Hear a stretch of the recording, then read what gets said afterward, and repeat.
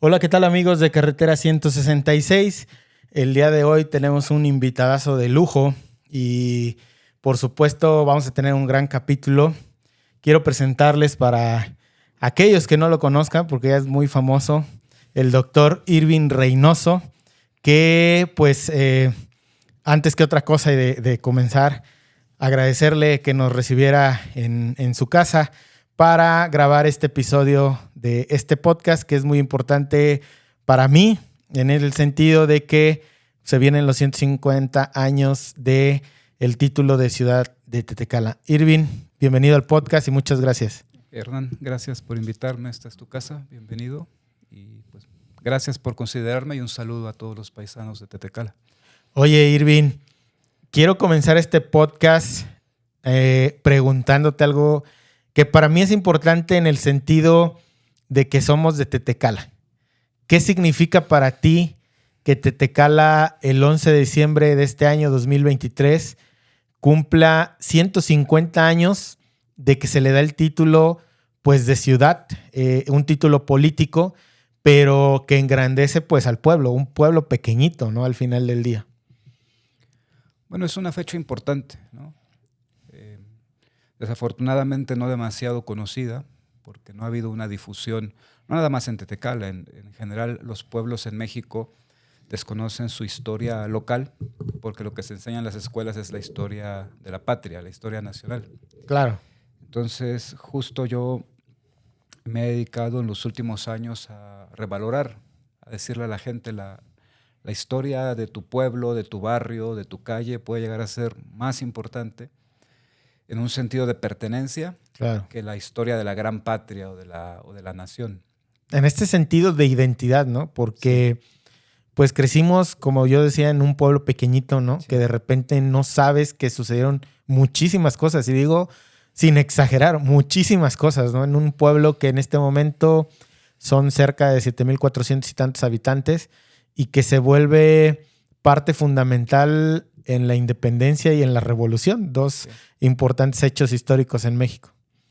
Sí, y que en este caso el decreto del que me preguntabas, pues es una de las pocas pistas que tenemos para ir mostrando, contrastando con la tradición oral que afirma que Benito Juárez pasó por la localidad a mediados del siglo XIX. Que de unas décadas después de ese acontecimiento le dieran a Tetecala el nombre de la Reforma, es un hecho que abona más a la tradición oral, como para darle veracidad de que, claro, Juárez pasó por ahí y cuando hubo que darle una distinción a Tetecala, para honrar esa tradición, se le ha puesto Tetecala de la Reforma, un nombre bastante juarista. Claro. Entonces, en ese sentido, pues es importante, ¿no? Para quienes no estén familiarizados con la anécdota, la tradición oral, esto es algo que yo escuchaba desde niño, y seguramente mis padres y mis abuelos lo escucharon de niños, también es algo que se va transmitiendo de generación en generación. El presidente Juárez, se dice, pasó por Tetecala, aunque cuando pasó por Tetecala no era presidente todavía. Sí, sí. Venía en el ejército de Juan Álvarez, que estaba peleando la revolución de Ayutla, y fue recibido en lo que hoy es la biblioteca municipal, que lleva su nombre, que en ese momento era la casa de un comerciante que se llamaba Magdaleno Medina. Bueno, el apoyo que la región de Tetecala dio a la causa juarista y a la causa de Juan Álvarez a través de los batallones de la Guardia Nacional, de las milicias cívicas y de un señor muy importante que fue el teniente coronel José Manuel Arellano, al que luego Juárez lo va a nombrar jefe militar de la zona. Entonces todos esos como piezas de rompecabezas que hemos ido encontrando, pues nos va hablando de una veracidad, aunque no podamos comprobar que Juárez estuvo aquí. Claro. Pero hay estas pistas, estas muestras que abonan, ¿no? Y una pista más es que, como te digo, años después, cuando se gana la guerra, cuando se restablece la República contra el imperio de Maximiliano y cuando empieza a normalizarse la vida institucional del país, se le empiezan a dar premios, distinciones a determinadas localidades y dentro de esas toca Tetecala, ¿no? Bueno, la principal distinción en nuestra región es que se ha creado el estado de Morelos. Claro. que el estado de Morelos fue un proyecto de Juárez, ¿no? Ujú. Morelos existe porque Juárez quiso crear la entidad en 1869 y unos años después, en 1873, se le otorga a Tetecala el título de ciudad y el nombre de la Reforma. Claro. Un 11 de diciembre de 1873 en un congreso del Poder Legislativo, del Congreso del Estado. Oye, en este sentir, específicamente, ¿para ti qué significa? Porque, no sé, yo me siento como muy orgulloso, ¿no? En el sentido de pertenencia, de identidad, de que Tetecala tiene este título, ¿no? Como otros municipios, no es el único. Pero personalmente, ¿para ti qué significa? Bueno, un orgullo, ¿no? Un orgullo local, porque yo nací en Tetecala. Claro. Además de ser vecino, yo soy nativo de ahí. Entonces, bueno, un orgullo en ese sentido del orgullo local y un orgullo personal también, porque, como te decía, es algo que a mí se me venía contando desde niño y, sin embargo, no teníamos demasiadas pruebas. Pruebas, claro. Todo Sí. era tradición oral, todo era lo que contaban los abuelos. Y yo sí siento una satisfacción personal en estas décadas de trabajo profesional, pues haber podido aportar un granito de arena a ir convirtiendo esta tradición oral en una verdad histórica. Claro. ¿No? Aunque no se pueda comprobar contundentemente, exacto, pues hemos encontrado pistas que apuntan en esa dirección. Entonces, en ese sentido, sí, es un orgullo como tetecalense y una satisfacción personal. Oye, Irving, regresamos a esta parte de tu niñez en Tetecala. ¿Cómo recuerdas Tetecala cuando eras niño, 8, 9, 10 años?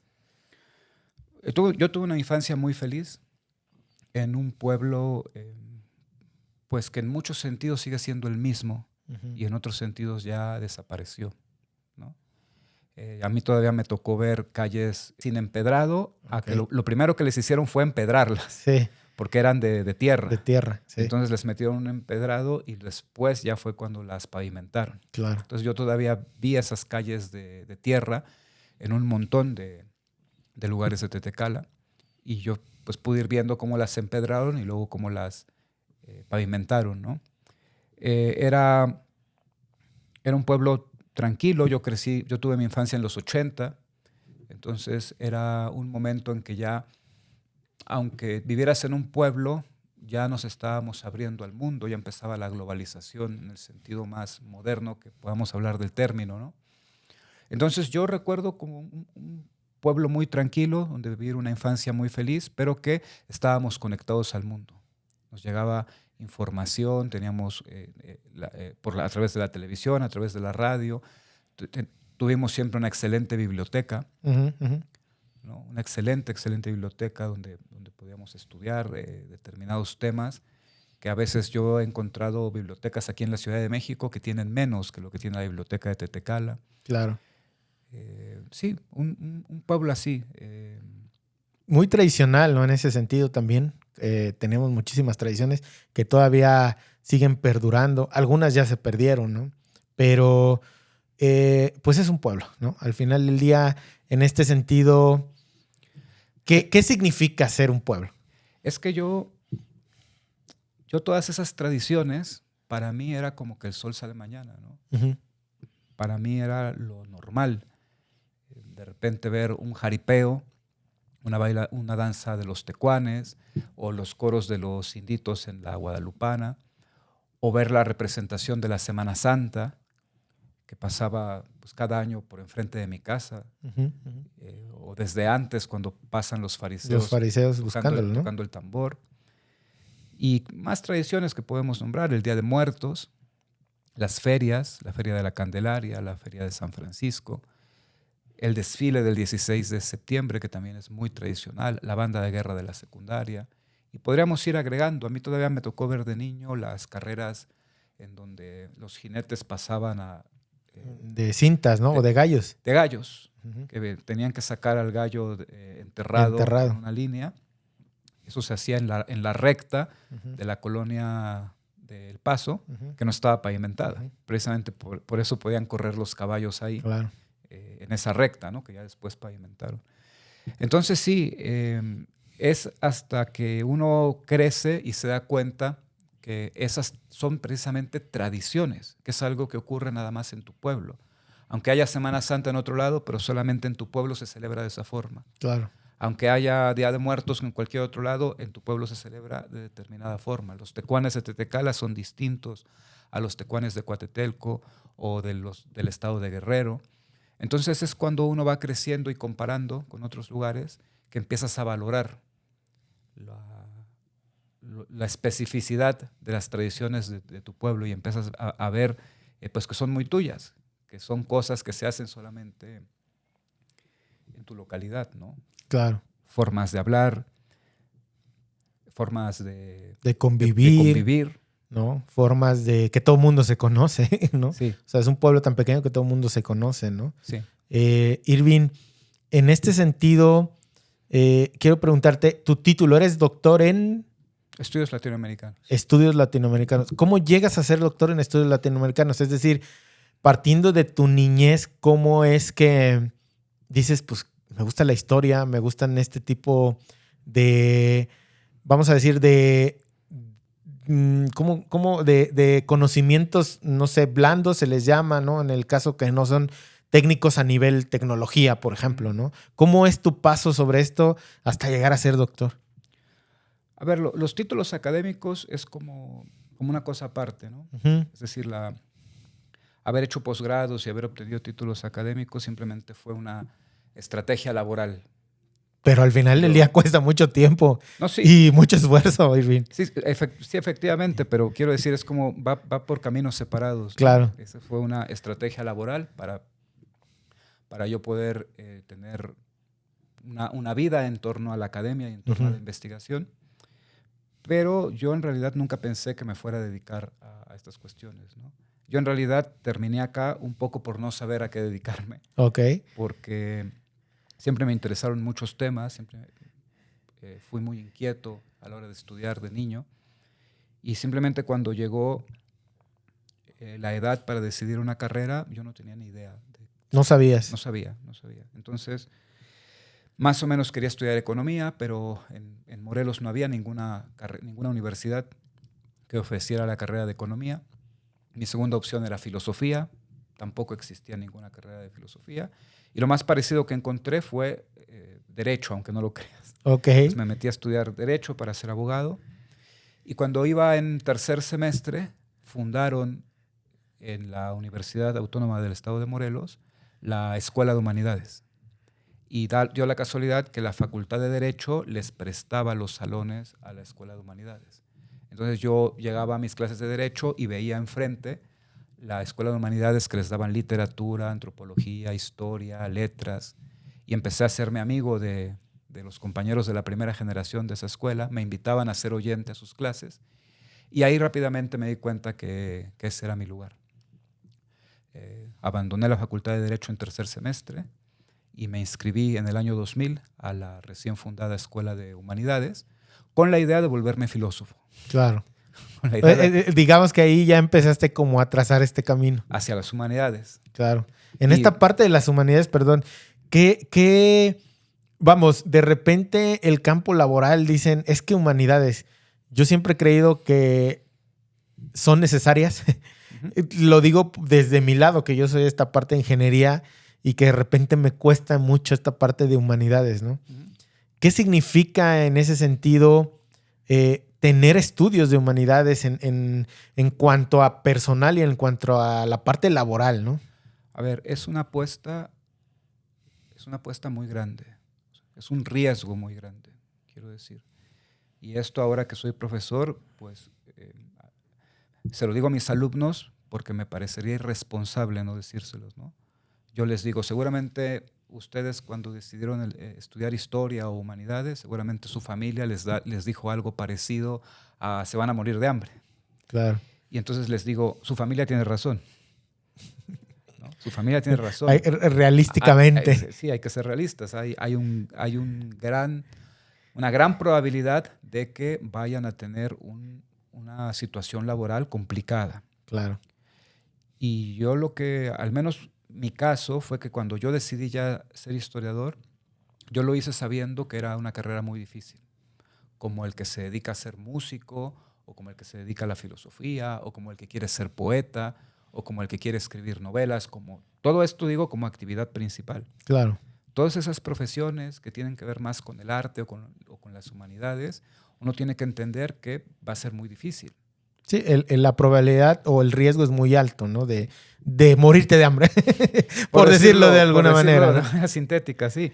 Digo, con todo respeto. Sí, claro, ¿no? claro. Con todo claro. respeto. Digo, yo estuve desempleado 10 años, entonces por eso me puedo reír un poco de la situación. No es de que esté tratando de burlarme de algo que yo no haya vivido. Claro. Pues cuando yo digo, ojo, esto es muy complicado, es porque yo lo viví.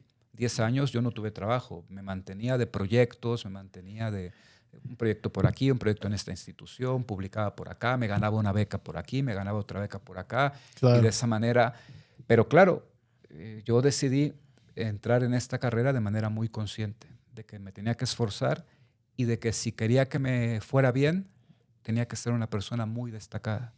Entonces, por eso te digo, esto de los posgrados para mí no fue vanidad, no fue decir, sí. yo quiero decir que soy doctor. Para mí fue, necesito unas credenciales muy altas Claro. para poder tener una vida más o menos digna, más o menos decente, dedicándome a lo que me dedico. Dedicándote a lo que en algún momento te empezó a gustar y que se volvió pues parte de tu vida, ¿no? Al final del día.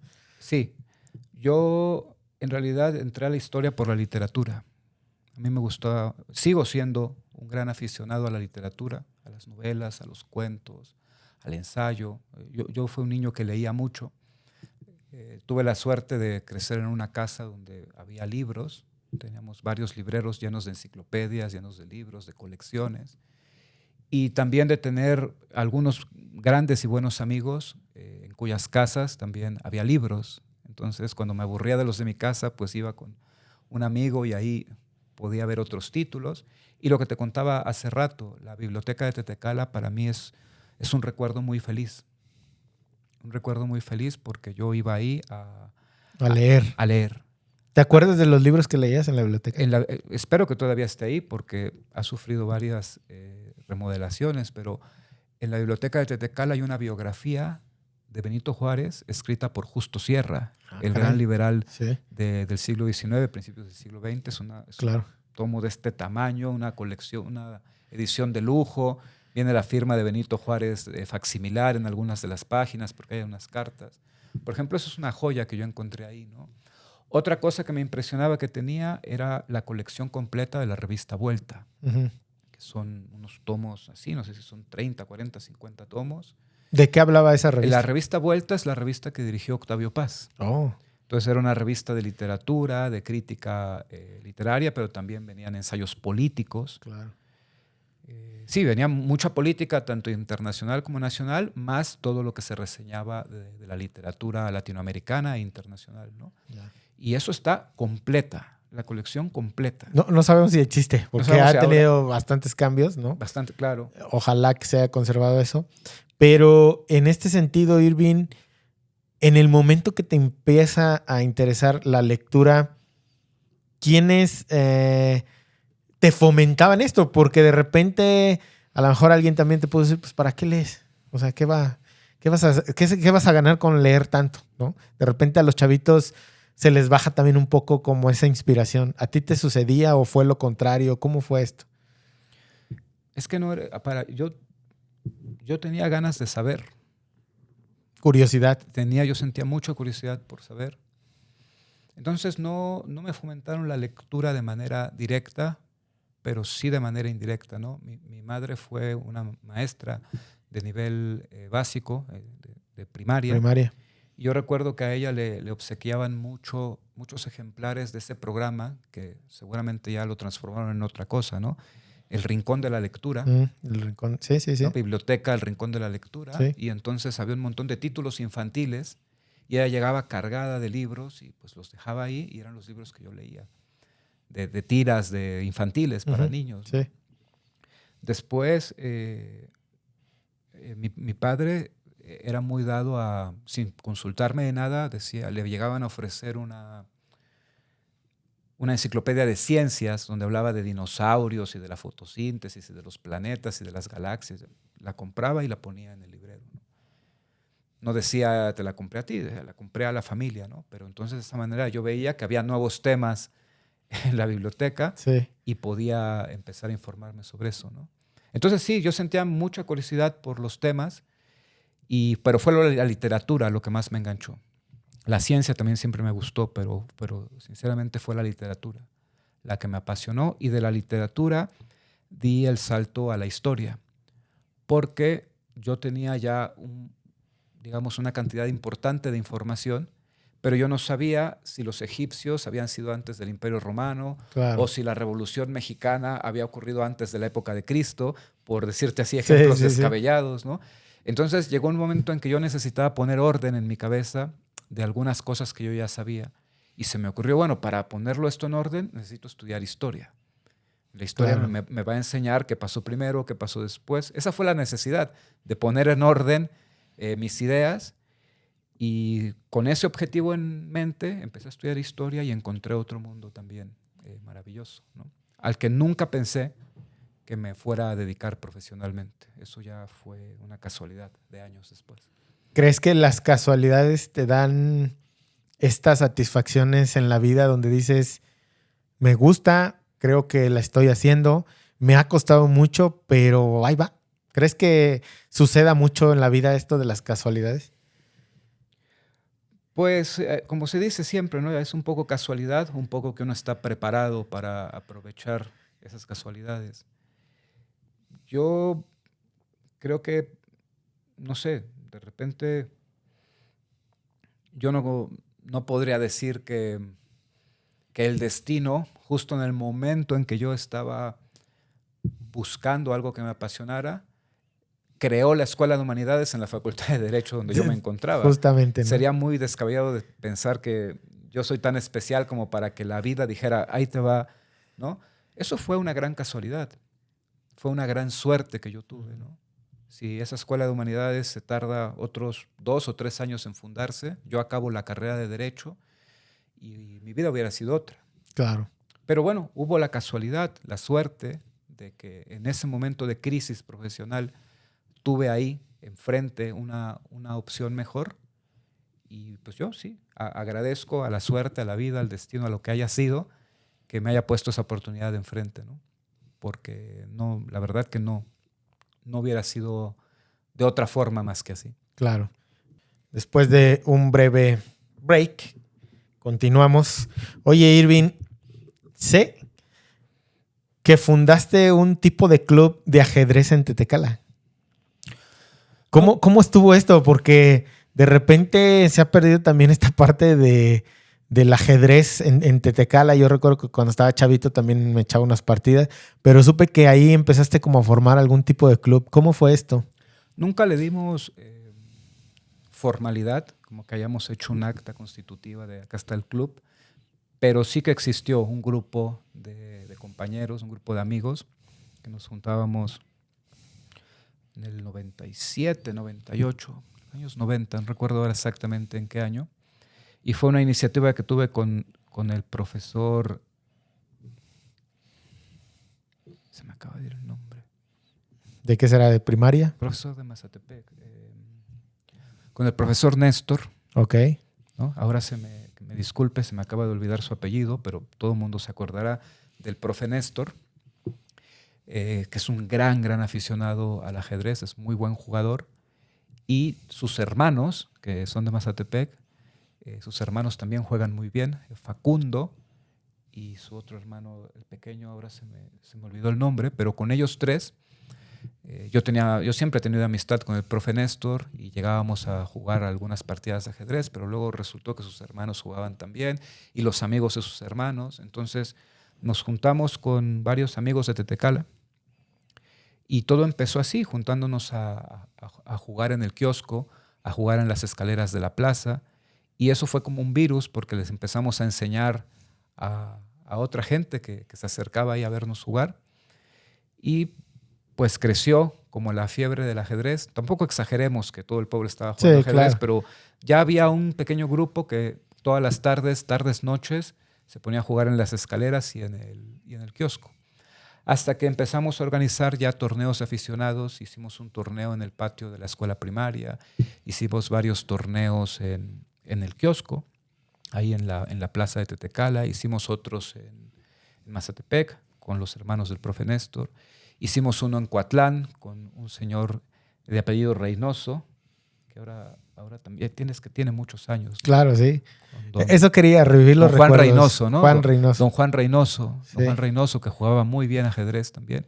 Entonces fue algo muy bueno porque el ajedrez junta a personas de edades muy distintas. Entonces teníamos niños, teníamos jóvenes, teníamos adultos mayores, y se hacía una convivencia muy sana, ¿no?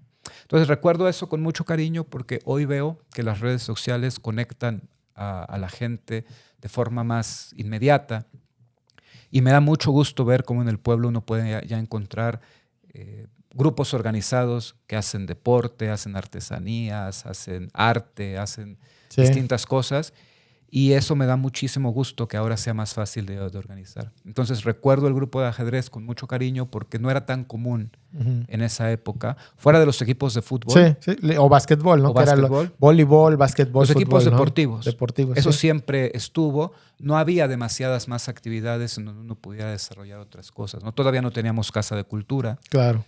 Entonces, no existía el concepto. Exacto, no existía el concepto de casa de cultura. Sí. Y entonces, dentro de muchas cosas que se organizaron, ese grupo de ajedrez fue de las primeras como cosas distintas a lo que normalmente se pensaba que pasaba en un pueblo, ¿no? Donde era más común jugar a la baraja o jugar al dominó o otro tipo de juegos de mesa. Oye, y te lo pregunto porque justamente la semana pasada, en esta temporalidad del podcast, yo quería formar como, no un club, no, un grupo simplemente de ir a jugar, ¿no? Sí. Se me ocurrió, dije, ¿por qué no tenemos ajedrecistas? Preguntando, me dijeron, es que Irving hace mucho tiempo pues tenía como un club y justamente me decían que habían organizado un par de torneos y demás, ¿no? Dije, qué interesante sería volver a retomarlo pensando en las redes sociales, ¿sabes? En que, como dices, es más fácil organizar, llegas a más personas, hay mucho mayor interés, ¿no? Y porque justamente en este pensamiento le enseñé a jugar a un par de niños, ¿no? Mis sobrinos en Jojutla, y donde justamente me decían, es que a mí me enseñaron así. No, eso está incorrecto. Aquí dice, entonces ellos ya traían como su plan. Sí. Llegué y se los arruiné porque así no se jugaba, ¿no? Y dije, qué interesante sería como volver a jugar en Tetecala. Y cuando pregunté me dijeron, es que Irving, ¿no? Irving traía esto. Ya le voy a preguntar ahora en el podcast, ¿no? Que lo vea. Ahora es muy fácil porque se puede entrenar con un montón de aplicaciones en línea y todo, claro. Incluso jugar en línea.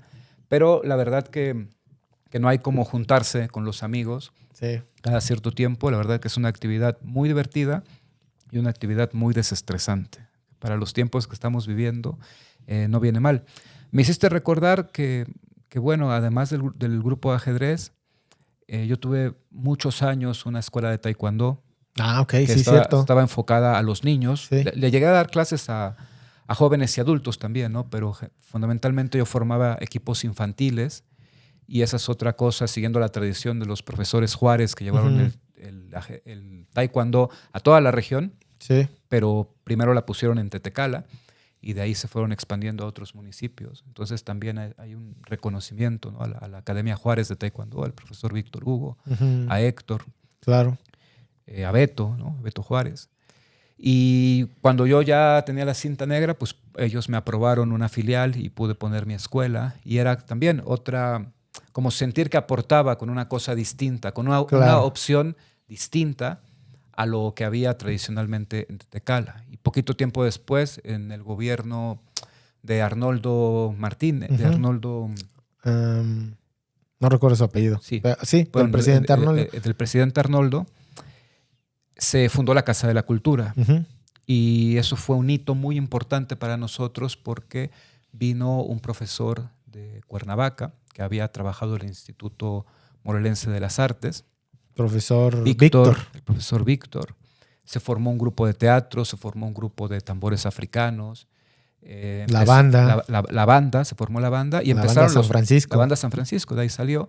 Y empezaron un montón de talleres de pintura, talleres de artesanías, talleres un montón de guitarra. De guitarra, fundó sí. una rondalla, Rafa Tarango fundó una rondalla que se llamaba Los Hijos de Modesta. Ah, ok. Esa no me la sabía. Llegaron a ir a tocar a la radio a Durango. Ok. Entonces ahí sí que explotó una época de los jóvenes de los 90s hacia los primeros años 2000, que fue una época que yo recuerdo muy buena, donde empezó a haber un montón de cultura. Llegó mi amigo Donald a infectarnos con la fiebre del malabar y nos enseñó a malabarear. Claro, también. Y entonces de repente ya salías como joven de los 90s y entonces había gente jugando básquetbol, gente jugando ajedrez, gente malabareando, por allá los tambores africanos, otro grupo haciendo teatro, otro grupo haciendo pintura, otros entrenando taekwondo, y se sentía una vida cultural y una vida juvenil.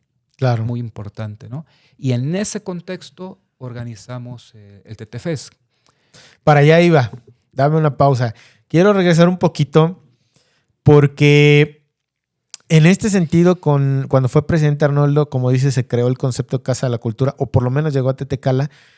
Pero, ¿qué sucedía con los demás municipios? Porque, digo, yo soy tetecalense y siempre voy a hablar lo mejor del pueblo, pero sí veo mucha diferencia con los demás municipios en el sentido, digo, sin menospreciarlos, obviamente hay que aclarar eso, pero en el sentido de que, por ejemplo, en Tetecala ha habido bandas de rock, rondallas, o sea, hay una efervescencia por hacer o querer hacer cosas, ¿sabes? Por ejemplo, nosotros que empezamos con un grupo de amigos, Jonathan, Pamela Toledo, Karina Cabrera, Pau y yo, lo del el tianguis cultural, sigue Bóveda de Piedra tocando, de repente hay como estas, quiero decir, luceros en este cielo oscuro, ¿no? Que de repente van fluctuando. Pero en ese momento, ¿por qué era un hito y por qué también se perdió? ¿Cómo tú podrías verbalizar todos estos efectos? A razón de Tetecala y los demás municipios, obviamente. Es que es una región muy interesante en la que, no sé si decirlo así, pero como que los de Tetecala somos los raros, ¿no? Sí, ¿no? Porque, no solamente los raros, hay creativos, hay gente muy creativa. Yo no lo pondría en términos de mejores o peores. Sí, no, definitivamente. Yo creo, a ver, yo conozco gente de muchísimo talento, pero un talento brutal en Coatlán, en Mazatepec, en Yacatlán. Sí. Hay gente muy inteligente, gente muy talentosa, gente muy artística. Pero estos municipios, como yo lo veo, tienen muy arraigados los valores tradicionales de los pueblos y lo vemos en que, por ejemplo, no hay una mojiganga que venza a la de Mazatepec. Por supuesto. Sí. ¿No? Y eso te habla de que ellos tienen esa tradición que es completamente arraigada en el pueblo, pues muy fuerte y la defienden. Y bueno, ahora no sé cómo sea, pero en mi época los mejores jaripeos estaban en Mazatepec. Sí. Y los mejores bailes se rivalizaban entre Mazatepec y Miacatlán. Sí. Tetecala dicen que llegó a tener los mejores bailes en los 60, 70, pero eso yo no lo viví. Eso nada más me contaban. Yo veía que los mejores bailes estaban en otro lado. Y así podríamos ir viendo que cada pueblo tiene sus fortalezas. La fortaleza de Tetecala es salirse un poco de la norma. Si en la época en que a la mayoría de la gente en la región le gustaba el sinaloense o la banda o los corridos, de repente en Tetecala apareció un festival de rock, un festival de ska. Sí. Y ahí era ese salirse de la norma, pero era un pequeño grupo que empezaba a querer explorar otras cosas. Entonces, como te digo, no lo veo como algo de mejor o peor. Sí, no, algo diferente en el sentido que yo lo veo que Tetecala revoluciona. Se habla mucho cuando suceden este tipo de cosas, ¿no? Sí. O sea, realza muchísimo, ¿no? Ahorita, pues con la página de carretera, o sea, realza muchísimo, muchísimo. O sea, en el sentido de que voltean a ver a Tetecala, ¿no? Eso es lo que te iba a decir, porque yo creo que en Tetecala han ocurrido, no siempre, pero en su gran mayoría, las iniciativas culturales como más interesantes de la región. Sí. Pero sí hay que aclarar que estas iniciativas pueden tener su epicentro en Tetecala, pero a la gente de los otros municipios que quiere explorar nuevas formas, siempre trabajan con nosotros. Sí. O nos invitan. Claro. Yo recuerdo que la gente de Mazatepec, que se aficionaron mucho por el ska, nos invitaban a nosotros a ir a los eventos de ska, como diciendo, ustedes empezaron con los festivales de rock, ahora vengan a nosotros a apoyarnos en los festivales de ska. Y así con gente de municipios de Cuatlán, con gente del municipio de Cuatlán o de Miacatlán o con gente de Coatetelco, hemos hecho iniciativas culturales de otro tipo que se salen como de lo tradicional que uno espera encontrar en un pueblo mexicano. Por supuesto. Oye, yo tengo una frase, acuñé una frase derivado de todos estos movimientos, porque regularmente no son apoyados por la parte política. Y yo digo que la cultura no da votos. ¿Qué piensas de eso? Definitivamente, y los mismos políticos te lo dicen. Entonces no es que estemos poniendo palabras en su boca que no dijeron, ¿no? Yo afortunadamente en mi carrera profesional pues he tenido la oportunidad de sentarme a platicar con presidentes municipales, con diputados, con senadores, con algún que otro gobernador. Y se sinceran y lo dicen claramente, la política no da votos, ni da tampoco no es atractiva porque no tiene grandes presupuestos. Pero aquí, ojo, hay que poner un asterisco muy importante.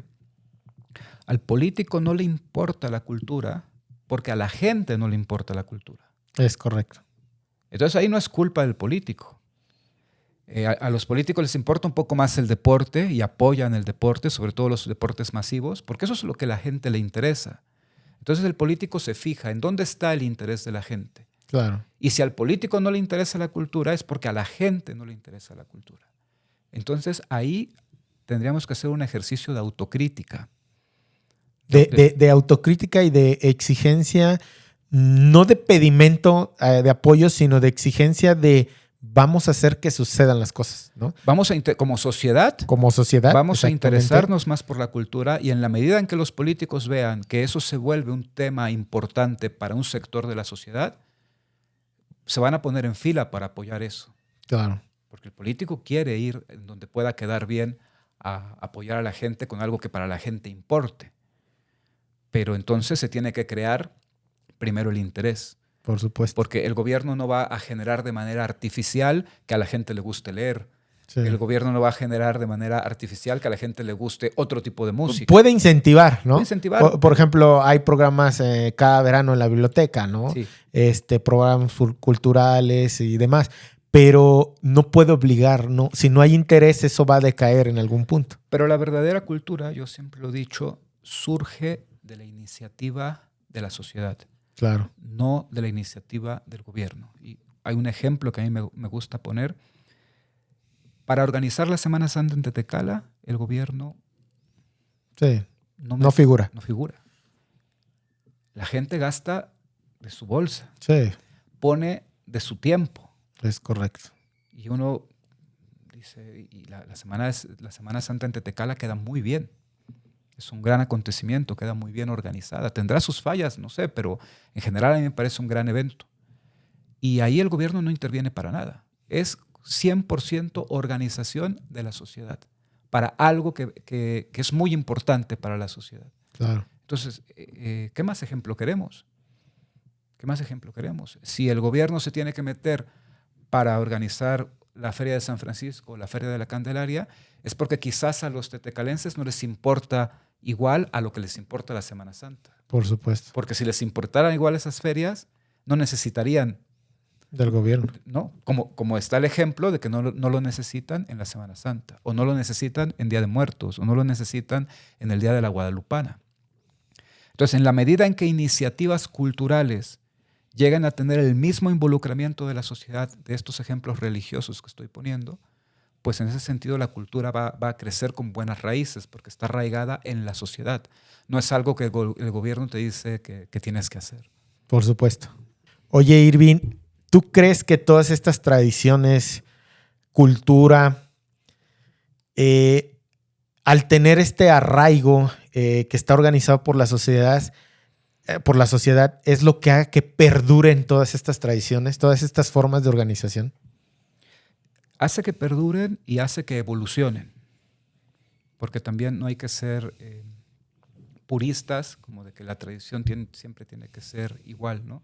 Entonces sí, entre más arraigado esté en la sociedad, hay más posibilidades de que perdure en el tiempo y que para que vaya transmitiéndose a otras generaciones, pues vaya cambiando, vaya evolucionando. Cada generación le va dando su toque personal. Como... Te voy a poner un ejemplo y ahí te va por qué la pregunta. El año pasado recorrí las calles, sus ensayos y todo de los tecuanes del Cerrito. Uh-huh. En Tetecala, si no mal recuerdo, tenemos 4 o 5 grupos de tecuanes, sí, cada uno con su estilo, sí, sus líderes. Algunos hay más poquitos, otros son de jóvenes, otros son de adultos. Pero yo lo que noté es que este arraigo hace que perduren, que por lo menos en un principio no se pierda, uh-huh, porque ahora ya todos tienen la música y demás. Hubo una época en que se salían con cassettes, uh-huh, ¿sabes? Porque se había perdido como la música y demás. Pero yo lo que noté es esto, entre que la sociedad esté organizada para, en este caso, hacer los grupos de tecuanes, pues hace que perdure, porque vienen las próximas generaciones, desde los sopilotitos, ¿no? Que llevan las mamás a sus niños, pues con el atuendo de sopilote, y generan un interés propio de la misma sociedad. Es decir, todo el mundo espera el baile de los tecuanes, todo el mundo se prepara un par de meses antes, ¿no? Con su atuendo, sí, los ensayos y demás. ¿Cómo ves este efecto justamente? Es que te tienes que jugar algo personal. Yo creo que para esto que estamos hablando se necesitan líderes culturales. Y un líder cultural es una persona que se juega algo más allá de tiempo y dinero.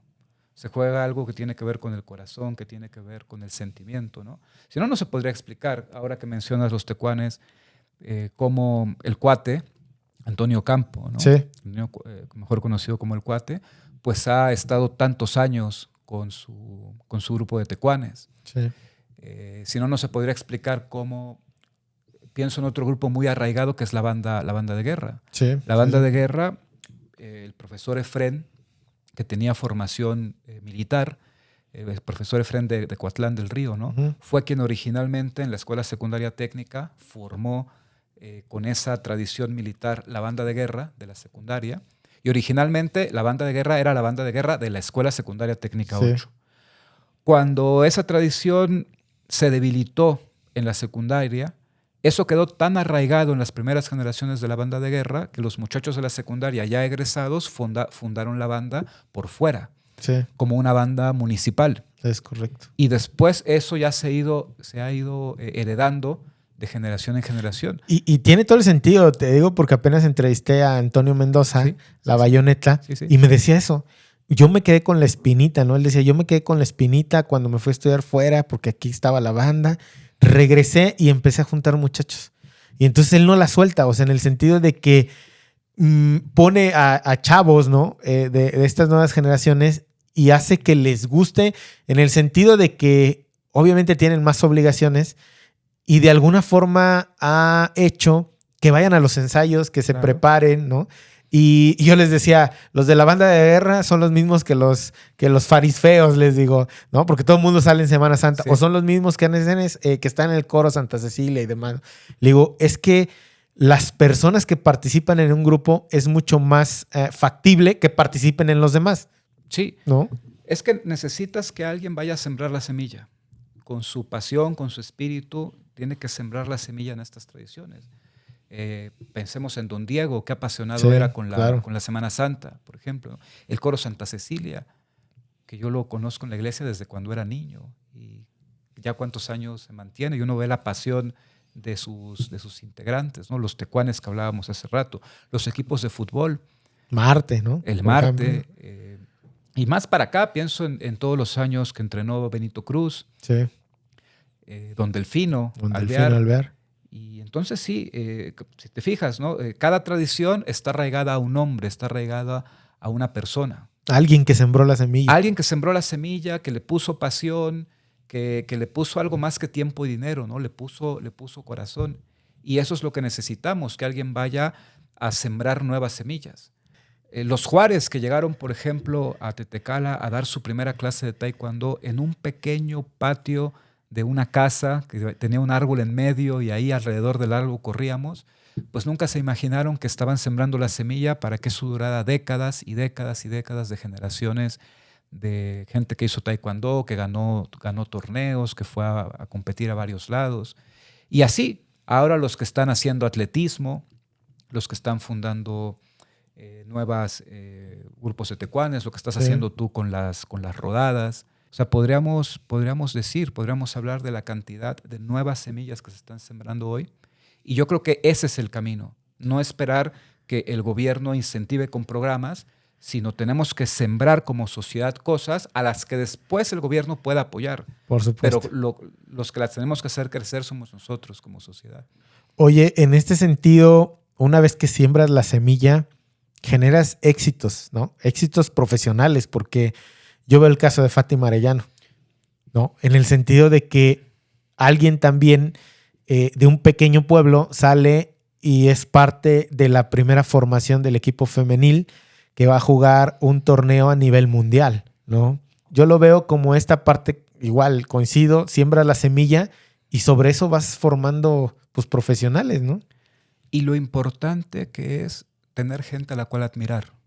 Porque ahorita que mencionaste a Fátima, yo soy su fan. Yo le tengo una admiración grandísima. No la conozco. Si me la encuentro un día en la calle, soy de los que le pide foto y le voy a pedir un autógrafo. De hecho, haciendo paréntesis también que salga aquí en el podcast, me pidió un libro, le dije que ya se lo tenía apartado. Yo a algunos de mis amigos ya, los que veo frecuentemente, sobre todo, les tengo como pues apartado un libro, ¿no? Y también voy a pedir tu firma porque me dijo, oye, quiero uno. Con mucho gusto se lo... Yo te decía que es muy importante, o sea, yo la admiro mucho, ¿no? Claro. Pero te decía que es muy importante tener gente a la que admirar, tanto más joven que tú como más grande que tú. Por supuesto. Cuando yo era niño, y volvemos un poco a eso, ¿no? Cuando yo soñaba con ser destacado, no sabía a qué me iba a dedicar, pero yo quería que me fuera bien. Yo tenía delante de mí en la escuela secundaria gente muy inteligente, la que admiraba. ¿Te acuerdas de sus nombres? Sí, pero... ¿Prefieres omitirlos? Sí, porque son bastantes. Son bastantes. Para no quedar mal. No, para no parecer exagerado, ¿no? Para no parecer que les estás... ¿Alguno que te acuerdes? Bueno, yo te voy a decir uno, digo, para acotar acá. Yo me acuerdo que cuando estudié en la secundaria hice solamente el primer año en la técnica 8. Tenía 3 maestras, no quiero decir en el sentido favoritas, pero eran como parte de mi inspiración de la cantidad de cosas que sabían. Y una era la maestra Liliana, si no mal recuerdo, Arellano, la maestra Emma, que nos daba matemáticas, y la maestra Livia, que nos daba historia. Para mí eran parte fundamental, o fueron, mejor dicho, parte fundamental de mi formación, porque yo no era que quería ser como ellas, sino yo decía, quiero conocer un poco de lo que conocen ellas, saber un poco de lo que conocen ellas. Tú tienes como esta parte de inspiración de tus profesores, alguno que nos puedas mencionar, o igual amigos, ¿no? Bueno, mencionaste a 2 profesoras que son claves. Yo creo que en la vida de cada tetecalense, al menos hasta cierta generación, ¿no? La maestra Liliana y la maestra Livia. Yo con la maestra Livia tuve una relación muy, muy cercana, muy, muy estrecha, porque yo participé 3 años en los concursos de oratoria. Claro, ella llevaba ella era la que me preparaba. Sí. Y tuve la fortuna de pasar a varias etapas en los concursos de oratoria con ella, ¿no? Entonces, tuvimos una relación muy estrecha. Yo tengo un cariño enorme. Luego me dio mucho gusto el día que se fue de Tetecala. Alguien me dio la noticia por abajo del agua y yo llegué de sorpresa a darle un discurso de despedida a la secundaria, ¿no? Oye, qué motivo. Y sí, en un evento que le hicimos ahí en el taller del fondo. Sí. La despedimos y después yo he sabido que le va muy bien, le mando un gran saludo, ¿no? Y yo, pues, si tuviera que elegir lo que me preguntas, ¿no? Pues ella sería una de mis grandes influencias. La maestra Liliana está, como me daba ciencias naturales, pues en cuanto al tema, está alejada de mis temáticas, en el sentido de que me hubiera enseñado cosas que ahora yo aplico, claro. Que la ciencia me sigue interesando mucho. Pero lo que le debo a la maestra Liliana es en la parte educativa. Sí. No en la parte de la instrucción, sino en la parte educativa, ¿no? Fue una maestra que mejor que nadie me hizo ver en cosas que me estaba equivocando, en que se supo plantar con mucha autoridad y me supo corregir cosas de adolescente rebelde. Claro. Y me enseñó a comportarme con ética, a comportarme con rectitud. Y cuando yo he tenido que formarme como maestro, ahora que doy clases, estas dos maestras son un gran ejemplo para mí. Por supuesto. En cómo caminan, en cómo hablan, en cómo se comportan, Sí. en cómo dicen. Yo siempre las tomo como referencia, ¿no? Y yo creo que no soy el único de Tetecala que te diría esto, ¿no? Sí, yo estas creo dos que profesoras han dejado una marca. en todo Tetecalense Sí. en esa época, ¿no? Sí, Que sí, estuvieron. y es justo. Bueno, la maestra reconocer. Liliana sigue todavía en activo. Sí, no, claro. Y cada que me la encuentro, bueno, la saludo con mucho cariño. En la primaria, mi madre, a pesar de que ser mi madre, a pesar de la influencia por ser mi madre, también fue mi maestra y fue una maestra que me influyó mucho. Pero yo la considero una de las mejores maestras de primaria que hubo en el estado de Morelos, la maestra Carmen, Ujú. que también le tengo un cariño enorme, ¿no? La maestra Carmen me formó en las ciencias sociales. Por supuesto. La maestra Lourdes, podría decir muchos más, ¿no? Pero de Tetecala, esos serían las primeras profesoras que me vienen a la mente. Oye, sé que ahora das clases, eres profesor. Sí. ¿Cómo ves esta parte de estas nuevas generaciones? Porque tú y yo podemos hablar de esta parte inspiracional, ¿no? Te inspiran, te corrigen, pero yo veo tiempos difíciles para la parte ahorita educativa, ¿no? Ya no hay quizá estas relaciones tan estrechas y no sé si decirle en el sentido de no solamente formativas, sino de correctivas, ¿no? Ha perdido el profesor cierta autoridad, ¿no? A mí me tocó dar clases en alguna universidad, fue muy complicado, ¿no? Yo a grosso modo decía, esta universidad es un kinder, ¿no? Porque, o sea, papás, ¿no? Con los cuales discutías a ese nivel donde ya no eres un adolescente, ya estás en la parte de la adultez, ¿no? O por lo menos vas hacia allá. ¿Tú cómo ves ahorita? Es un tema muy complejo. Muy complejo. Necesitaríamos mucho tiempo para irlo desgranando, ¿no? Pero tiene que ver con un proceso de infantilización de la sociedad, ¿no? Porque tienes razón. Lo verbalizas justamente con esta idea que coincido ahorita mucho, ¿no? La sociedad se está infantilizando y entonces, claro, un profesor de secundaria ya siente que está dando clases en primaria y un profesor de universidad siente que está dando clases en prepa, porque hay como un desfase, como que ahora la juventud madura a un ritmo más lento y uno tiene la sensación de que está con adolescentes o con niños cuando se supone que tendrían que estar en un proceso de maduración más grande. Entonces, ese es el problema, porque para detectar problemas todos somos muy buenos. Sí. Ahora, para corregirlos. Yo no sé cuál es la solución. Yo Es complicado. desde el esfuerzo individual como profesor, yo trato de, además de lo que les vaya a enseñar del tema de hoy, yo trato de transmitirles valores, de transmitirles disciplina, esfuerzo, pero la verdad es muy difícil si no hay una institución que te respalde. Claro. Si la institución no está hecha para que el estudiante se forme en una disciplina, va a ser muy difícil que un profesor solo la transmita, ¿no? Yo el consejo que podría dar a título individual fue el que yo mismo seguí. No podría recomendar algo que yo no usé, ¿no? Yo no dejé que mi educación estuviera en manos de ninguna escuela e incluso tampoco en manos de ningún profesor. Yo desde muy joven dije, mi educación es mi responsabilidad, yo me voy a educar, yo me voy a instruir, ahí están las bibliotecas, ahí están ahora internet, ahí está la información, vamos a estudiar y de los profesores voy a tratar de exprimir lo mejor.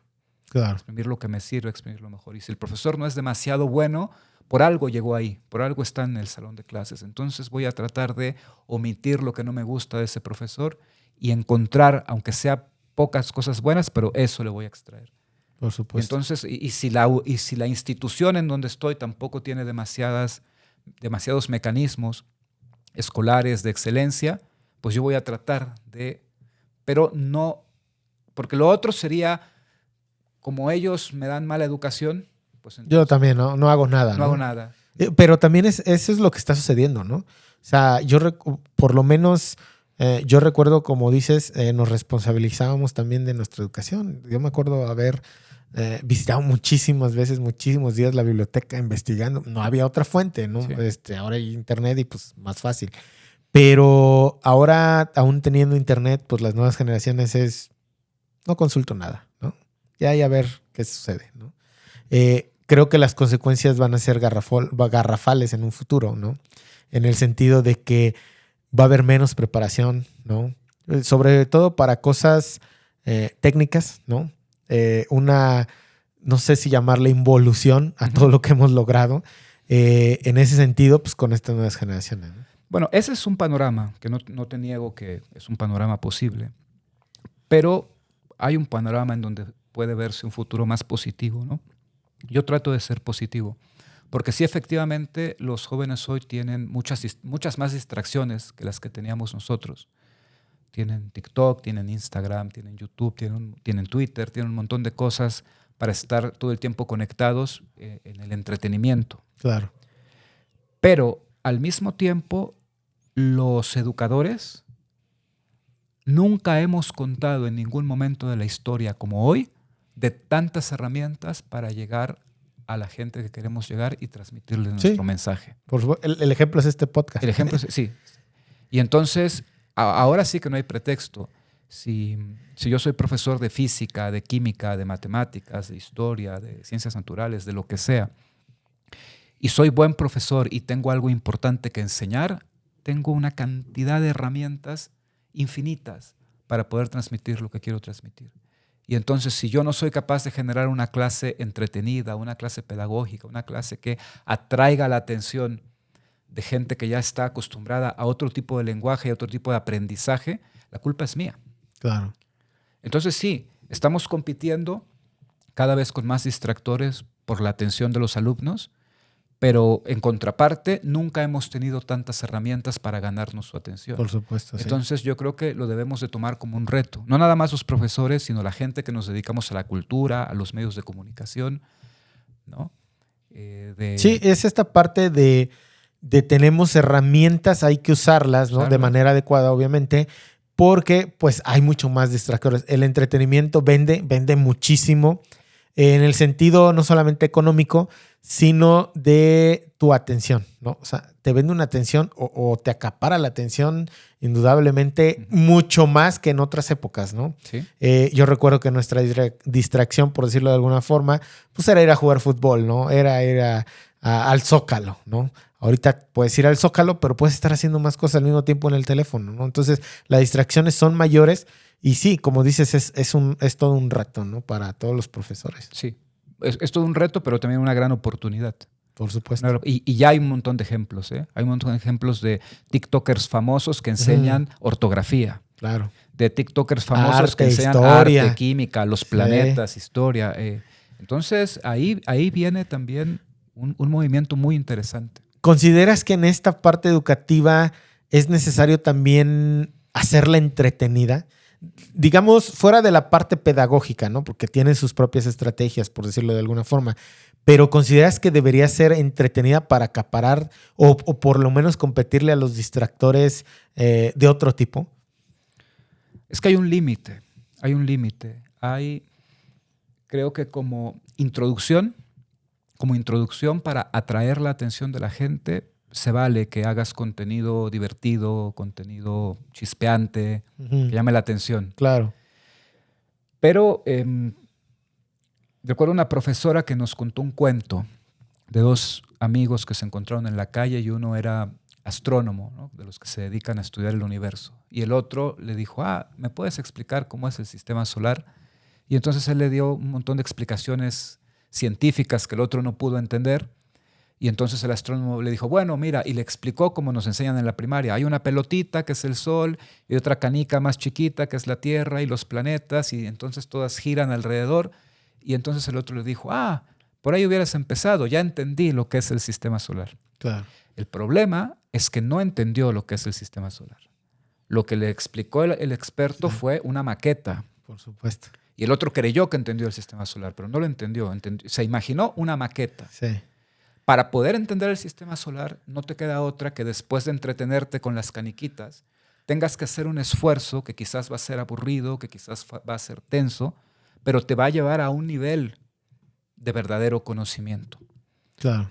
¿No? O sea, que no quede en mero entretenimiento. En el mero entretenimiento. El Sí. entretenimiento puede ser como el gancho. Sí. Mira las caniquitas del sistema, Sí. ya te enganché, ahora te voy a explicar cosas más complejas. Por Y eso supuesto. no hay forma de evitarlo, porque el conocimiento es así. Sí. El conocimiento requiere de un gran esfuerzo y de una gran concentración para poder asimilarlo, ¿no? Y que a la mayoría de la gente pues dice es aburrido, ¿no? Es decir, en ese sentido, es que es aburrido, ¿no? Es que puede llegar a ser aburrido si no tiene ningún significado para ti. Es correcto, sí. Y el buen maestro lo que hace es, primero te voy a decir por qué saber esto es importante para ti.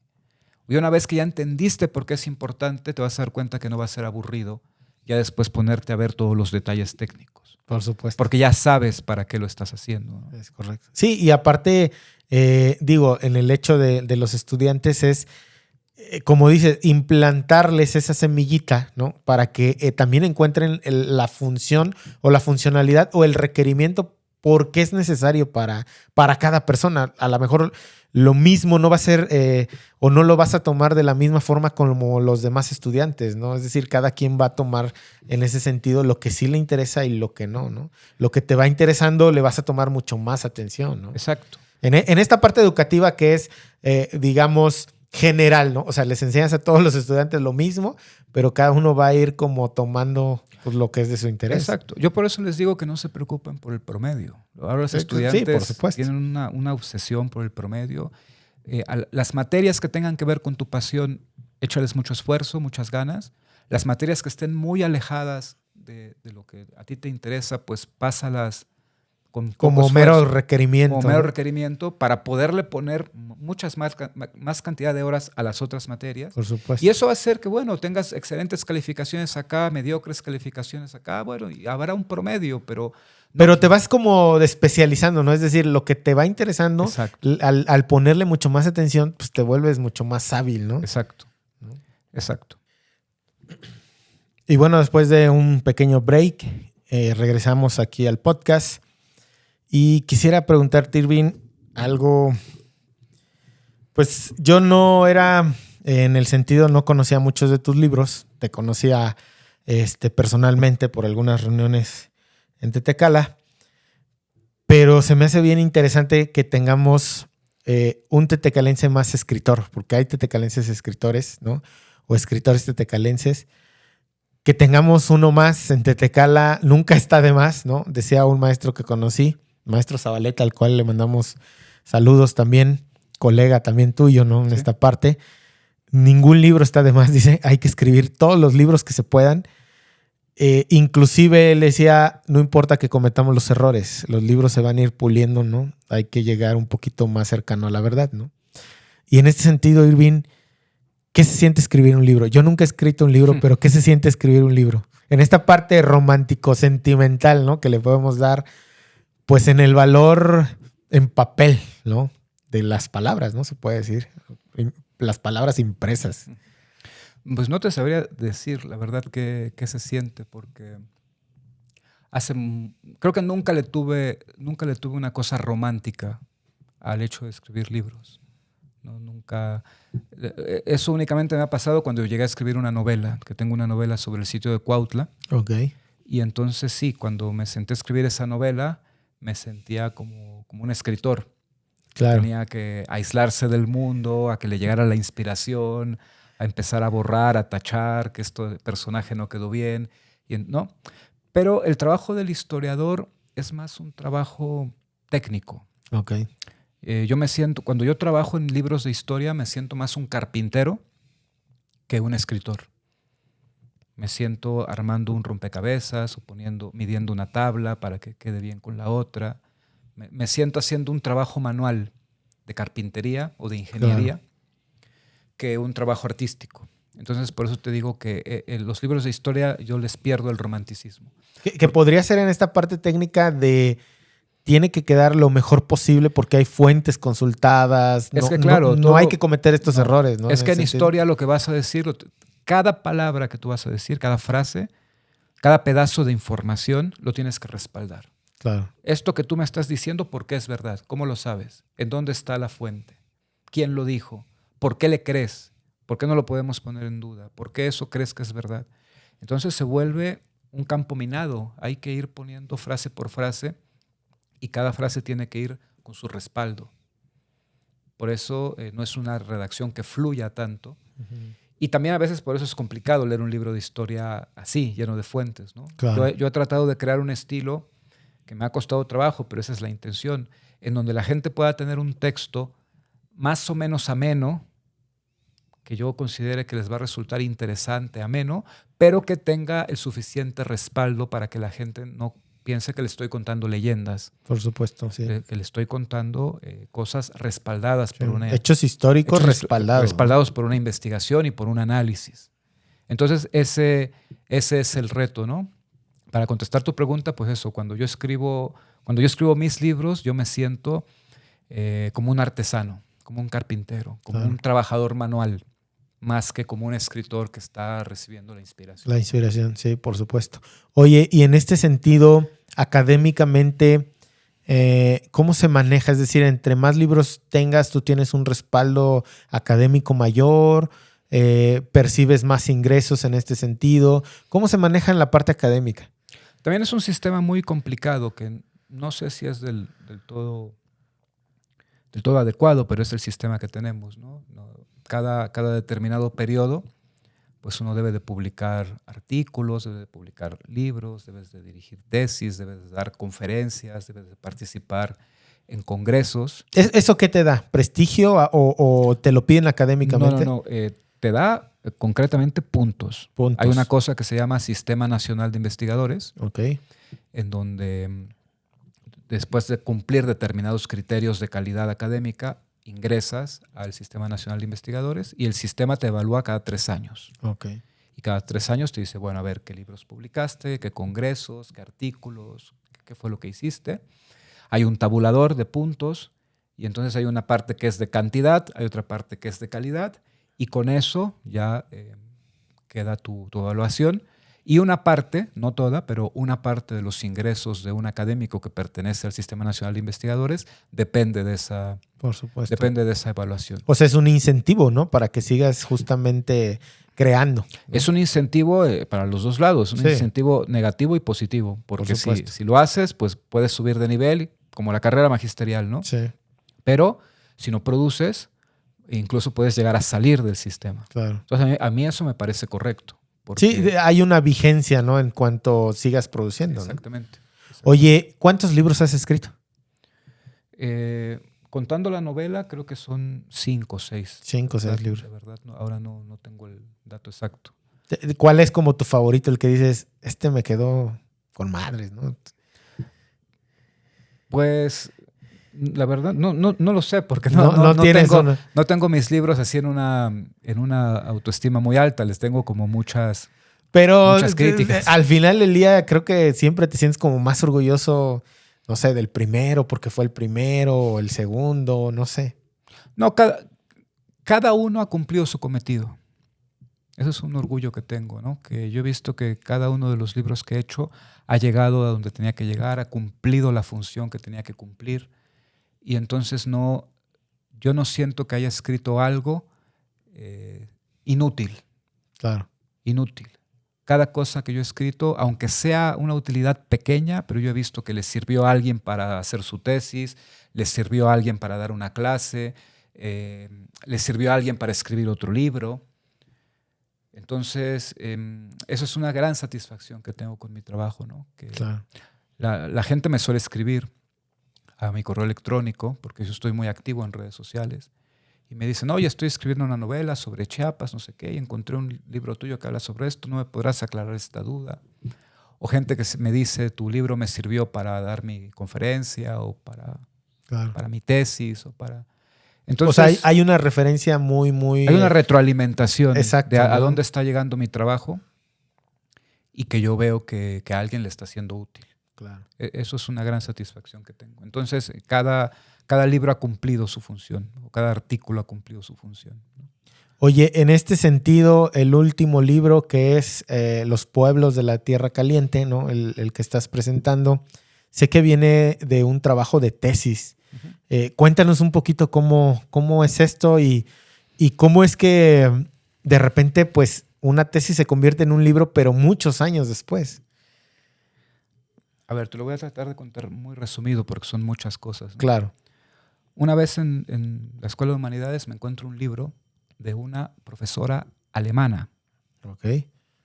la doctora Brigitte von Mentz. Y era un libro sobre la historia de una región de Morelos, y esa región era la región surponiente. Ok. Y era además un libro con una perspectiva marxista. Mm. Entonces de repente, algo que yo tomé así casi por casualidad, lo empiezo a leer y me está hablando de Tetecala, de Mazatepec, de Miacatlán, me está hablando de las haciendas, me está hablando de los esclavos, me está hablando de las luchas liberales, de las transformaciones sociales, como si fuera un libro de historia profesional, que en realidad lo era, Claro. pero el escenario es mi pueblo. Y para mí eso fue como un shock, porque yo no pensé que se pudiera hacer historia de altísimo nivel de un pueblo. Yo pensé que iba a tener que estudiar la nación, México, ¿no? La Revolución Mexicana, la independencia. Y de repente veo este librito de gran calidad y tal cual, así, la hacienda de Miacatlán, no sé qué, los campesinos de Coatlán del Río, no sé cuánto, los comerciantes de Tetecala, esto, lo otro. Y entonces ahí yo supe que me quería dedicar a hacer historia, pero un tipo de historia que era la historia local, Claro. la historia de los pueblos. Entonces,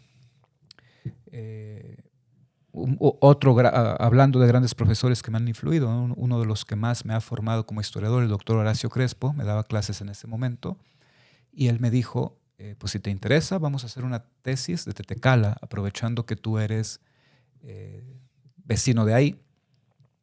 Y entonces el doctor Crespo fue el primero que me habló de un personaje que en ese momento yo no sabía quién era, que fue Lauro Arellano.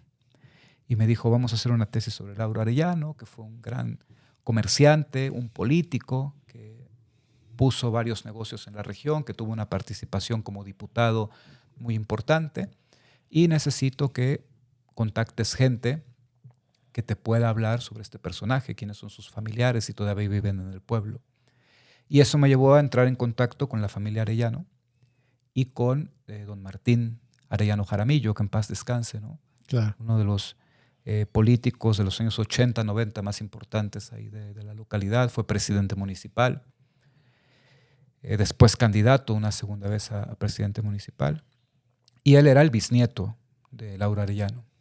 Entonces yo me senté con Martín Arellano un montón de tardes a conversar, me compartió sus archivos familiares, me compartió sus memorias, yo lo grabé un montón de horas.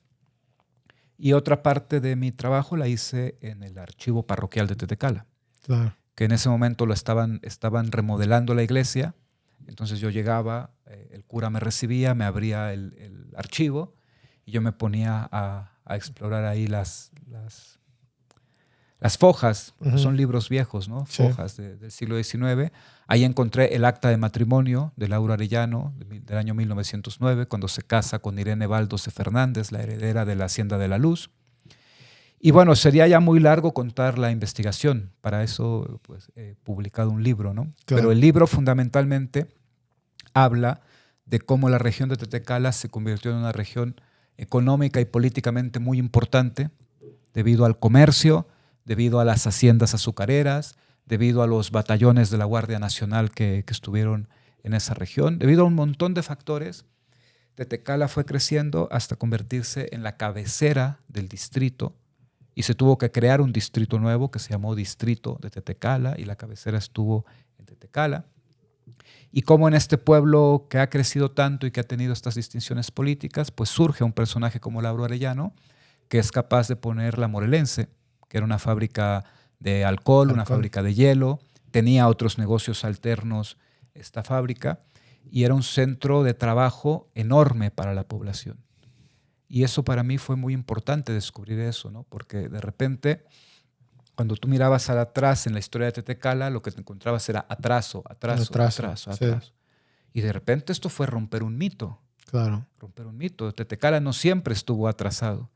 Tetecala llegó a ser el epicentro político del distrito y el lugar económicamente más importante, tanto por las haciendas azucareras como por los negocios que tenía Lauro Arellano en Tetecala. Con las ganancias, él fue capaz de invertir en la remodelación del camino carretero. Donó el campo de fútbol de Santa Cruz. Tenía otro tipo de donaciones en las fiestas del pueblo. Sus trabajadores recuerdan que el día de paga la fila daba vuelta a la manzana. Claro. Y hoy uno se pregunta, ¿qué negocio puede presumir de eso hoy, ¿no? De tener una cantidad de trabajadores que te va a dar la vuelta a la manzana cuando pagues. Entonces es como algo muy importante que yo descubrí de la historia de Tetecala y que es un buen motivo de reflexión. Un buen motivo de reflexión, ¿no? ¿Por qué en los años 30, 40 del siglo pasado teníamos un desarrollo local con empresarios locales tan importante y ahora cuesta tanto trabajo desarrollarnos económicamente? Oye, Irving, y entonces en ese sentido terminas tu tesis. ¿Cuánto te llevó a hacer esta tesis? Podría decirse que unos 2 o 3 años. 2 o 3 años. 2 o 3 años, sí. La redacción, 6 meses. Pero toda la investigación. Pero toda la 2. investigación, sí. Sí. Fueron muchas tardes de hablar con Martín, además de encontrarlo desocupado. Claro. Porque siempre fue una persona muy activa. En el archivo de Tetecala a veces me bloqueaban y los mayordomos no me dejaban entrar. A veces sí me dejaban entrar. Yo tenía que hacer otras cosas, además. Entonces, recopilé. Y además entrevisté a más gente. Por supuesto. Y traté de ir a otros archivos, al Archivo General de la Nación, al Archivo del Estado de México. Entonces, en total, fue una investigación como de 2 años y medio y redacté la tesis en unos 6 meses. ¿Esta tesis fue para tu título universitario? Sí. ¿De licenciatura? Sí. Licenciatura en Historia. En historia. En la UEM. La UEM. En la UEM. Oye, después de eso tú entregas tu tesis. Me imagino que imprimen un par de tomos, ¿no? ¿Y cómo es que hasta apenas, ¿no? Porque primero soltaste un link de PDF, ¿no? Un PDF en una editorial o biblioteca, no estoy seguro. Pero luego viene esta parte de la impresión. ¿Cómo es esto? ¿Por qué tantos años después? ¿Cuál fue lo que te llevó, el motivo que te llevó a pues sacar un tomo impreso, ¿no? Y que saliera a la venta, porque al final del día, ahorita que estamos con lo de la venta, ¿no? Ha sido una muy buena recepción ante, pues, sobre todo los pobladores de toda esta zona, desde Miacatlán hasta Coatlán del Río, sí, ¿no? Pero sin lugar a dudas, pues también el realce sobre Tetecala. ¿Cómo es este proceso? Lo que pasa es que tenía yo una gran inseguridad con ese trabajo por haber sido el primero. Entonces yo me titulé, quedó la tesis ahí como un trabajo escolar solamente, y yo luego me fui a la Ciudad de México a estudiar un posgrado, empecé a estudiar otros temas, y ese libro como que quedó ahí empolvado, y no había necesidad de mi parte como de sacarlo, porque pensaba que era un trabajo con un montón de defectos, que lo sigo pensando, pero casi 20 años después, en donde yo ya tengo un poquito de seguridad más en mi trabajo, lo volví a leer y debo de ser muy sincero, me gustó mucho. Claro.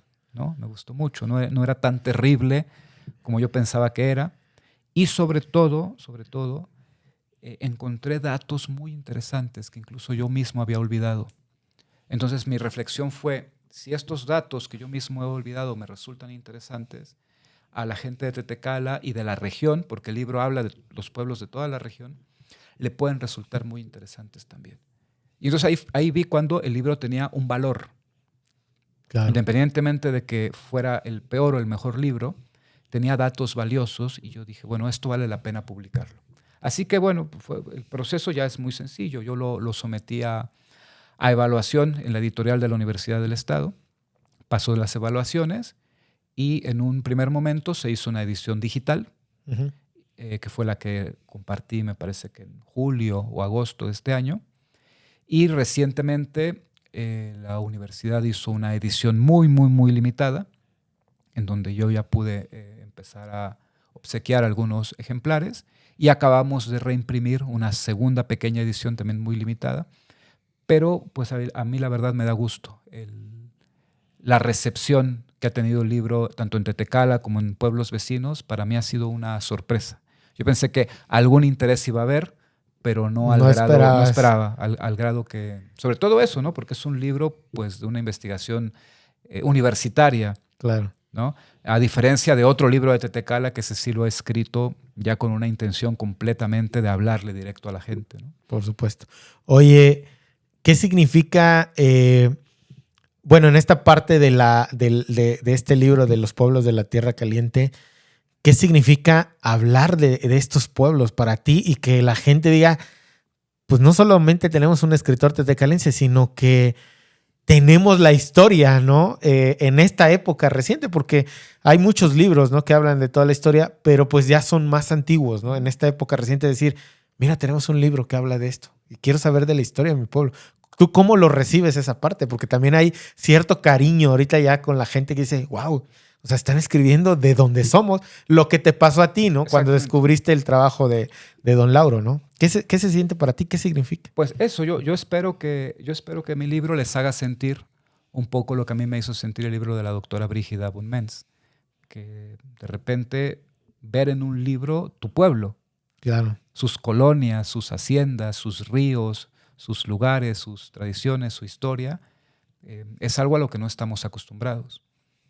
En estos pueblos de la región, ¿no? Nos hablan de la historia de México, nos hablan de la historia de Morelos, quizás, ¿no? A nivel más general, pero no estamos acostumbrados a ver la historia local en un libro serio. Claro. En un libro serio, en una investigación que ha durado años, que ha sido confirmada en varios archivos. Entonces, a mí me da mucha satisfacción poder hacer sentir a la gente eso. Pues la verdad es que ha recibido la gente muy, muy buenos comentarios, ¿no? Ha tenido muy buenos comentarios, lo ha recibido súper bien, las ventas siguen, ¿no? Sabemos que es una edición limitada, ¿no? Así fue planeada. Pero hay otro libro, Irving, que es el libro que alguna vez me mostraste, ¿no? Que es el libro de Tetecala. Quiero comenzar preguntándote ¿cómo se llama el libro al final del día, no? Pues yo lo conocí medio ahí todavía en borrador. Pero ¿cómo se llama el libro de Tetecala? Y pues para que lo vayas presentando y cuál es el objetivo de este libro, la historia detrás de este libro, ¿no? El libro se llama Un pueblo sin mar y eso no ha cambiado, ¿no? Y este título a mí se me ocurrió hace muchísimos años, cuando todavía... Gran título. Cuando todavía no era ni siquiera yo... O sea, no era historiador. Yo dije, si algún día escribo un libro sobre Tetecala, le voy a poner Un pueblo sin mar. O sea, todavía no tenía el libro, todavía no tenía la formación, todavía no tenía ni la información ni nada, y yo ya tenía el título, ¿no? Pero ese título bien, se puede decir, bien pensado por el origen, ¿no? Sí, porque para mí Un pueblo sin mar representa... Para mí es Tetecala, es eso, ¿no? Es un pueblo sin mar, es como un pueblo que tiene las palmeras, tiene el clima subtropical.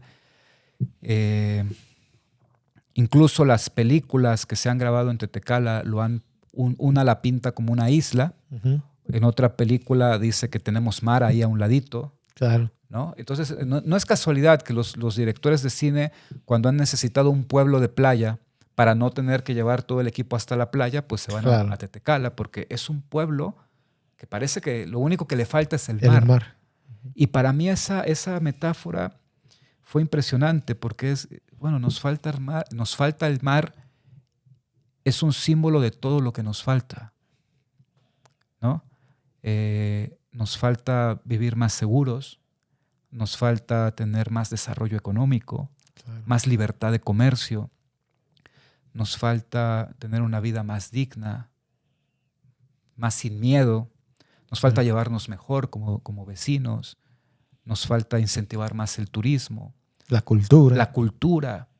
Y al mismo tiempo, todo lo que tenemos, ¿no? Tenemos el sol, tenemos las palmeras, tenemos un gran clima. Un gran Zócalo. Yo siempre... Un pueblo muy bonito. Presumo mucho el Zócalo. El Zócalo para mí es... de los mejores de la región, sin demeritar a todos los demás, pero me parece muy bonito, ¿no? Sí. La parte de la ubicación, la parte de la extensión, la parte del comercio con la iglesia y la parte pues, de la explanada, ¿no? Y la historia. Y la historia, por supuesto. y tenemos historia, tenemos una gran historia. Entonces, ese título resume lo que tenemos y lo que no tenemos, ¿no? Entonces yo lo quise dejar así, un pueblo sin mar. Tenemos pueblo, pero no tenemos mar. Pero podríamos, como ese es nuestro horizonte, ¿no? Vayamos a buscar el mar, vayamos a buscar lo que nos haga falta y... Digamos que el simbolismo del mar sería todo lo que nos hace falta, ¿no? Todo lo que nos hace falta. Y que podemos encontrar, ¿no? En algún momento. Lo podemos encontrar, exactamente. Porque, pues sí, para eso son los proyectos y para eso es la fantasía y por eso pues, hemos sido un pueblo que en las películas sale como teniendo mar. Claro. ¿No? Entonces, bueno, el título es ese y es un libro que no es muy distinto al libro verde que ahora se está distribuyendo porque en realidad es un álbum. Es un álbum de recortes. Es un libro que me ha llevado pues, prácticamente los 20 años de mi formación académica, en donde he recopilado fotografía antigua, he recopilado documentos, he recopilado anécdotas, y todo eso que a los años voy guardando en la bolsa, llegó a acumularse y le puse orden. Le puse orden. Entonces en el libro voy contando qué significa Tetecala, voy contando San Francisco de Asís, que es nuestro santo patrono, voy contando las tradiciones, la Semana Santa, los tecuanes, voy poniendo fotografías antiguas del Zócalo, del Palacio Municipal, de la iglesia. Es decir, es una combinación de todos los hechos históricos con tradiciones. Sí. Vamos a decirlo, un tipo monografía, se podría decir. Es como una monografía, pero no exactamente porque además yo escribo crónica también. Ok. Hay ahí 3 crónicas. Hay un primer ensayo que me gustó mucho que se llama Un pueblo sin mar, en donde yo cuento toda la historia del libro y toda la intención.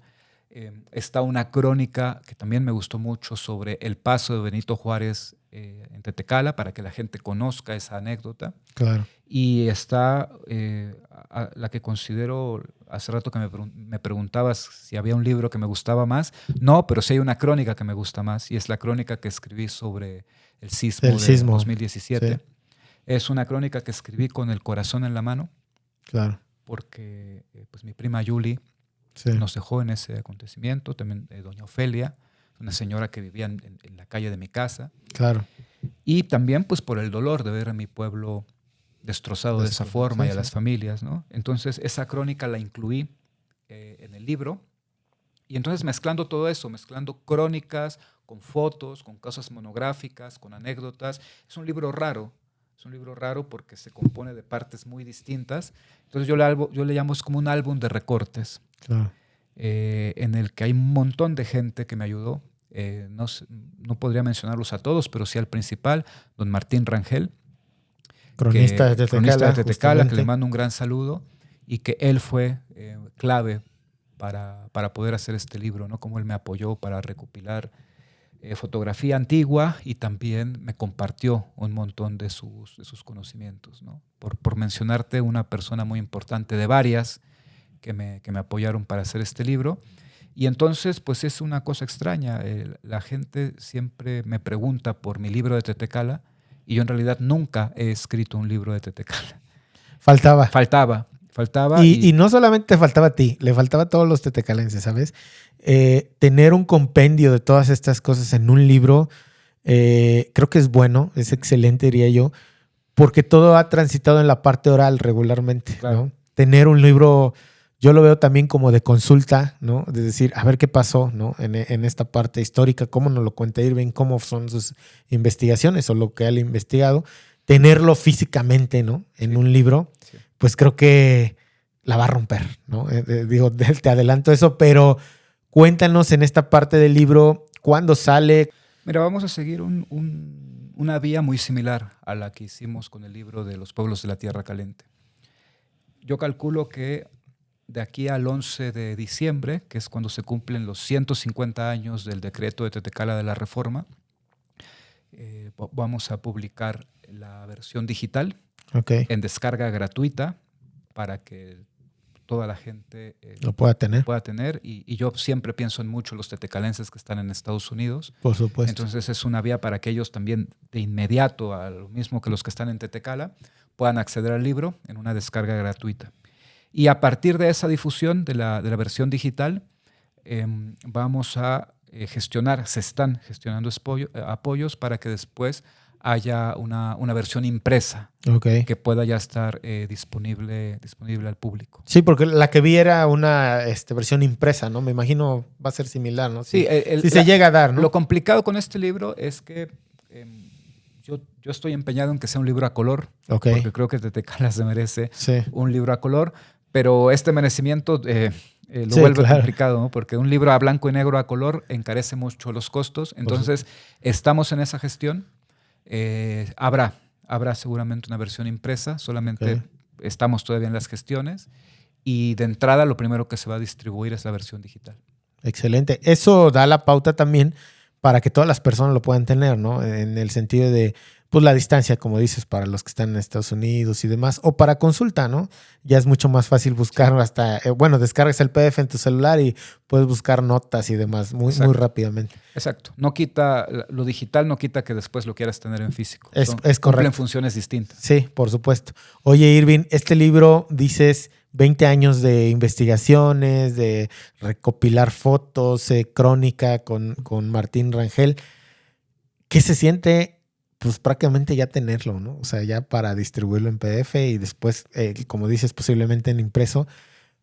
Pero en el sentido, nos decías hace un ratito, no le tienes tanto romanticismo, pero ahora cambia porque es un libro de tu pueblo. Sí. ¿Cómo es ese sentimiento? Bueno, no le tengo romanticismo a la hora de escribirlo, que era lo que me Claro. preguntabas, ¿no? De qué se siente escribir un libro. Pues es como estar en el taller. Pero ya habiéndolo terminado, me trajeron hace unos días las pruebas de imprenta, ya estamos en los últimos detalles de cómo va a quedar la versión final. Claro. Y imaginar que ese pueblo va a llegar que ese libro va a estar en cada una de las casas de Tetecala, eso me genera mucha emoción. La verdad que es una satisfacción muy grande. Siento varias cosas. Siento que es como una deuda que yo tenía con Tetecala. Claro. Es como, pues sí, si soy historiador, yo creo que le debía un libro al pueblo, un libro sobre la historia de Tetecala.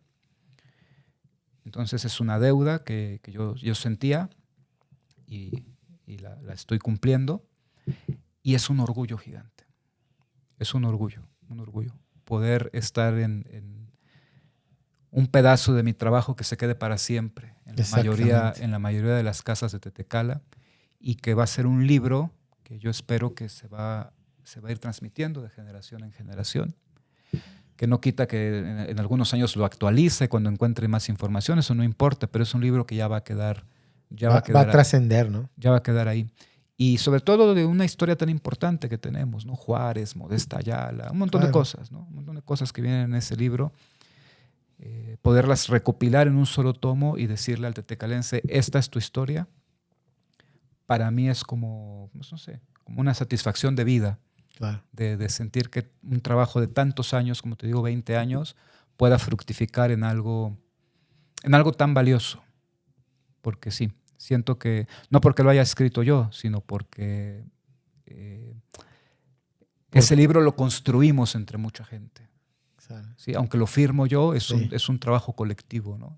Y es algo que como tetecalenses estamos levantando la mano y vamos a decir, muy pocos municipios tienen un libro de historia de su pueblo, ¿no? Como tiene Tetecala, ¿no? Y sobre todo con toda la historia que tiene, ¿no? Sí. Porque todos los pueblos tienen historia, solo que ciertamente Tetecala ha tenido como más relevancia a lo largo del tiempo, ¿no? Sí, bueno, por ser la cabecera de distrito, ¿no? Aunque, como digo, la historia cambia y ahora estamos un poco de capa caída, y espero que el libro también sirva para que la gente diga, hay que recuperar el lugar relevante que Tetecala ha tenido en la región. Pues, Irving, con esto cerramos.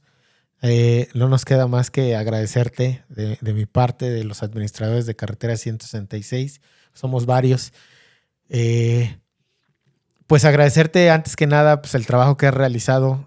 Yo estoy seguro que todos los tetecalenses sienten el orgullo de conocerte, ¿no? De haber platicado contigo y sobre todo ahorita con los libros, pues de tener un pedacito de historia impresa, ¿no?